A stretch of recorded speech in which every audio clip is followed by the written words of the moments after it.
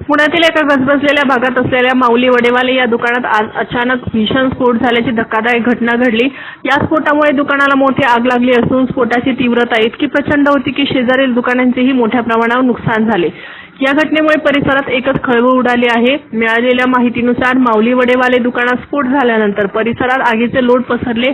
स्फोटाचा आवाज ऐकताच नागरिकांनी सुरक्षित ठिकाणी धाव घेतली, मात्र आगीने रौद्र रूप धारण केल्यामुळे शेजारील दुकानांनाही याची झळ बसली आहे। दुकानांमधील साहित्याचे मोठे नुकसान झाले असून परिसरात धुराचे साम्राज्य पसरले आहे।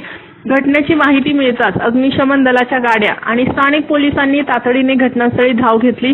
अग्निशमन दलाच्या जवानांकडून आग विझवण्यासाठी शर्थीचे प्रयत्न सुरू असून सध्या परिस्थिती नियंत्रणात आणण्याचे काम युद्धपातळीवर सुरू आहे। पोलिसांनी सुरक्षिततेचा उपाय म्हणून परिसरातील नागरिकांना दूर राहण्याचे आवाहन केले आहे। Star news bureau, Nashik.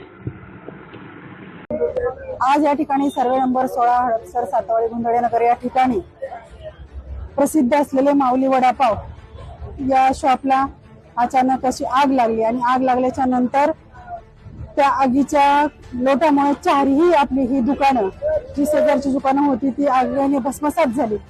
अग्निशामक केंद्र असेल, आम्ही तातडीने फोन केले, अग्निशामक दलाला बोलून घेतलं, पोलीस दल देखील लवकर तत्परतेने इथे आली, सगळ्यांनी सहकार्य केलं।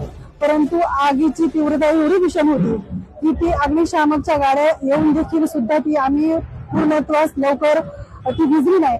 कारण की दुकानच अशी होती की टेडी बेअरचं दुकान होतं, त्यामध्ये आपल्या प्लास्टिकच्या पंतरवाळ्या असतील, टेडी बेअर असतील, त्या कारणाने ती आग एवढी भीषण झाली।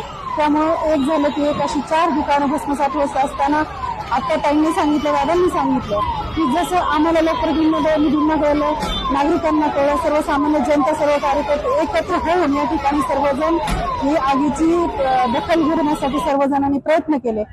परंतु हे प्रयत्न करत असताना जे काही नुकसान झालेलं आहे ते नुकसान झालं, परंतु जीवितहानी झाली नाही हे आम्ही दुकानदाराचं आणि सर्वांचं भाग्य समजतो। वर रेसिडेन्शियल एरिया आहे आणि तो जवळजवळ 2ऱ्या मजल्यापर्यंत आग गेली, परंतु तिथं सिलेंडरची तत्परता आणि तिथले नागरिक देखील शुद्ध नागरिक असल्या कारणाने पटकन सिलेंडर हाणून खाली आणले।